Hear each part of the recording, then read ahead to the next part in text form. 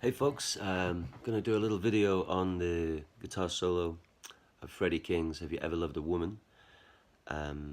So it's a 12 bar solo, and we've broken it into phrases, as you will see, so there will be numbers. So I'm going to go through the solo phrase by phrase.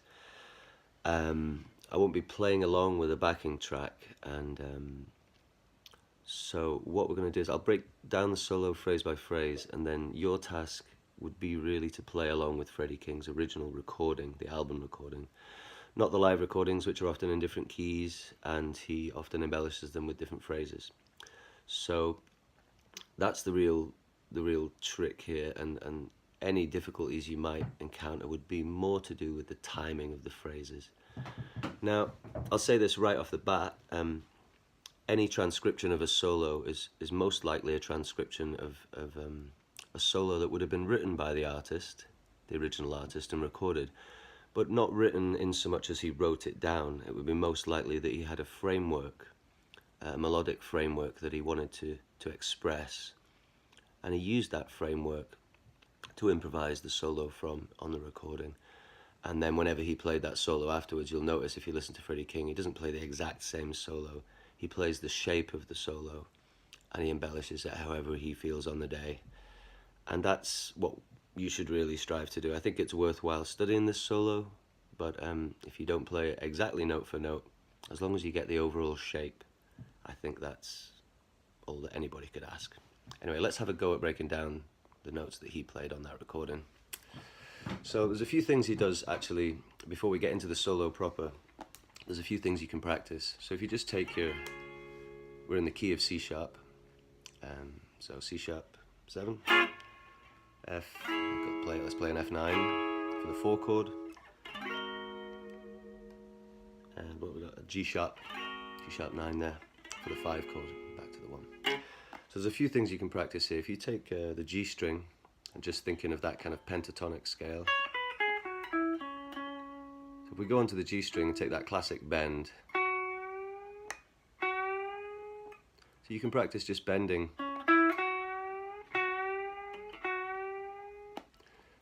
a tone, and then putting some vibrato on it. And if you move your picking hand up closer to the neck, which Freddie does a lot, he gets that sweet tone. Don't hit it hard, just gently pluck it. You've got to make it cry.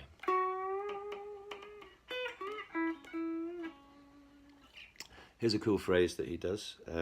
He'll bend that up and then he'll hit the high string, the high root, so he'll go.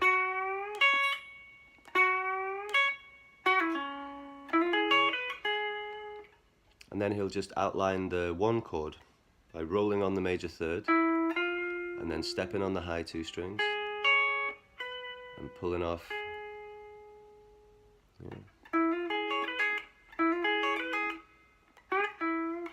Back home. He does another cool thing later in the song. He'll be singing like, "She belongs to your very best friend." So that's a little bend on the 11th fret. I like to bend it up, and then this one I bend down.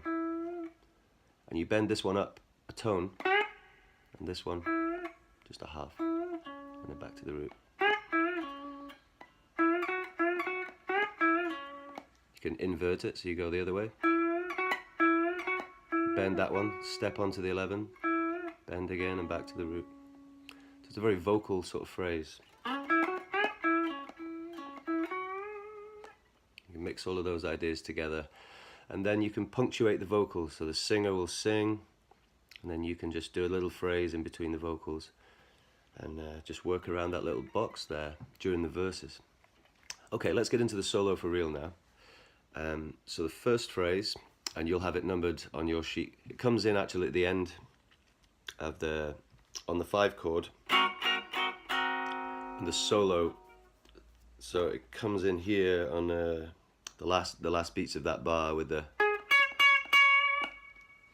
and then at the start of the first bar of the solo, he's actually hitting that bend on the 12, yeah? So you've got to preempt the solo.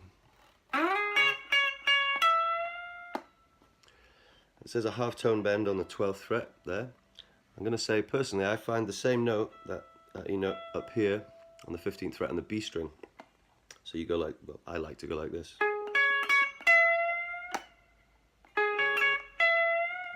I just prefer the way that sounds. It's the same note, so it's horses for courses. And then the second phrase is this. So it's just a quick step and a pull off, and then you end with some vibrato on the 14th. You've got to be quite swift with that pull off. Okay. Then on to the next phrase, and the next two phrases are very similar. So the first one, he comes in with this walk up,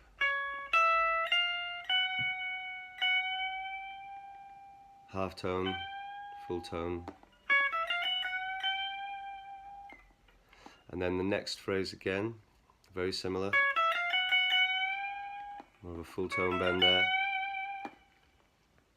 Moving on to the next phrase, it's the same again, but this time you're going to do the same 1, 2, 3, 4 up to the 14th, and then do 4 full tone bends. 1, 2, 3, 4, and the 5th one slowly bend up. And just leave that there, because that's the end of that phrase, which is number 2. And then the other player would pick up that phrase with a pre-bent note coming down.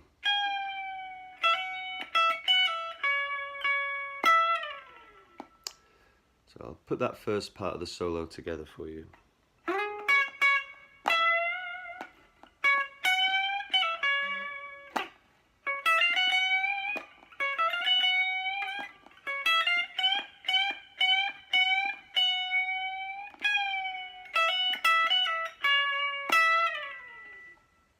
Something along those lines.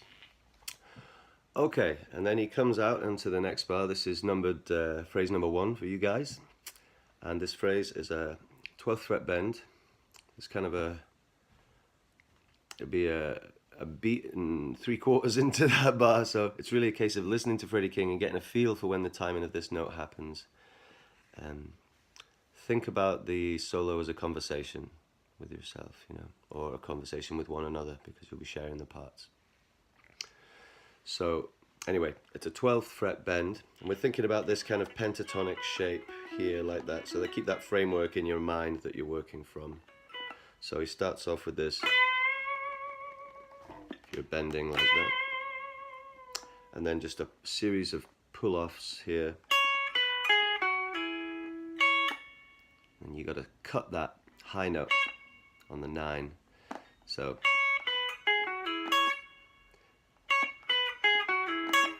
and then a little phrase here, and there's that vibrato again on the bend on the G string. So that,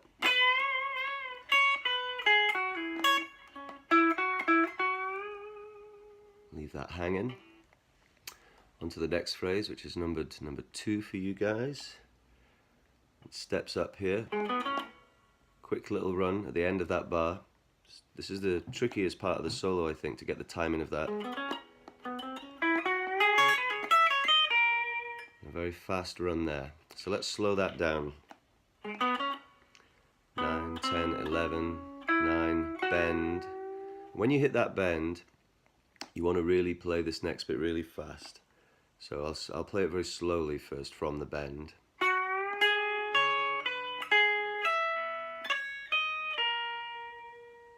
There it is again.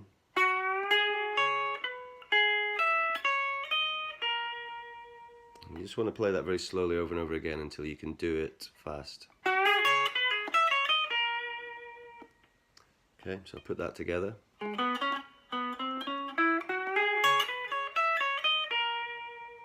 try and play it properly.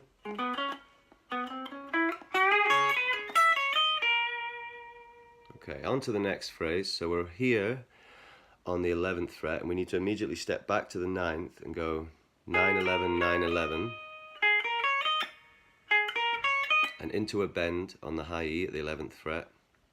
2 of those.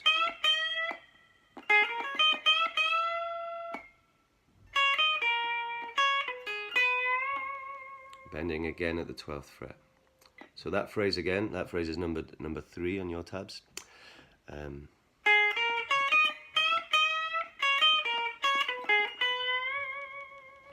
Yeah, one more time.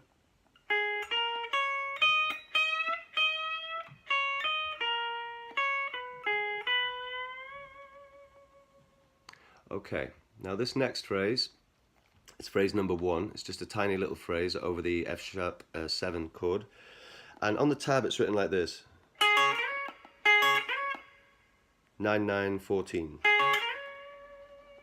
But when you think about that archetypal blues bend, you know, T-Bone Walker style, see, I personally just add almost a ghost of the G string in there because it's kind of as if he were doing that, but it's not played. I like to play that. So I add in the bend there as well. And slide up. I find it easier than just going. But it's really up to you. If you want to play exactly what Freddie played, you just do that. But I'm going to do this. And while we're there, we move on to phrase number 2 here. As part of the same bar. And he slides all the way up to the 16th fret. So you're kind of here, come on the high E string, up to the 16 and descend chromatically to the 15th, 14, and then hit the 13 and hammer onto the 14 and pull off. Back home to the root, just hit it 3 times with vibrato. So I'll put that little phrase together, like so. So I'll play the preceding phrase into that one.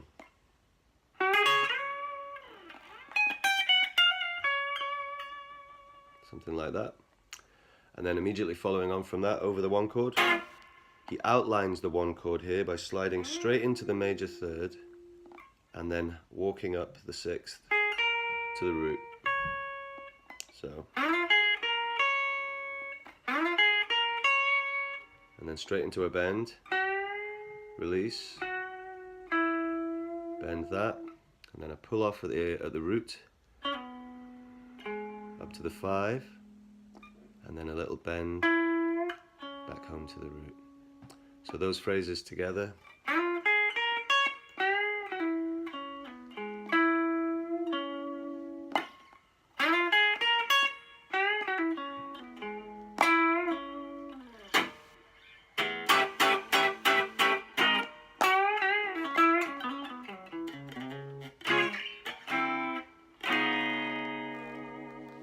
Alright, I hope that's enough to get you going on the solo if you haven't already, and be sure to practice along with Freddie King's original recording and get as close to the timing of the solo as you can.